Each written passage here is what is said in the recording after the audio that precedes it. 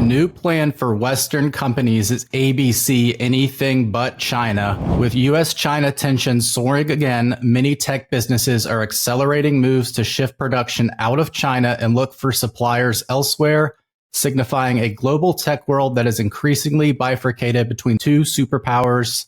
The trend is throwing up opportunities for countries in Asia and Latin America to move up the value chain. You have been talking about foreign assets and how international stocks are poised to turn around for a while now. Do you see this US-China divide providing more opportunities? I can't tell you what's going to happen. I can tell you what has happened.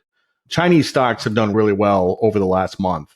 And China, for years, was the big underperformer in right? If you had an EM, emerging markets ETF, and it was 30%, China was dragging you down. Last month or two, like China is actually pulling it up.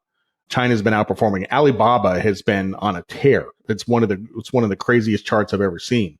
And this goes back to a couple of months ago when they announced the stimulus and everybody piled into China. And David Tepper was like, you should go all into China. Then you had a pullback, but now it's making new highs. And I think China relative to the US is at a 3-year high at this point. So I have prejudices. I have biases.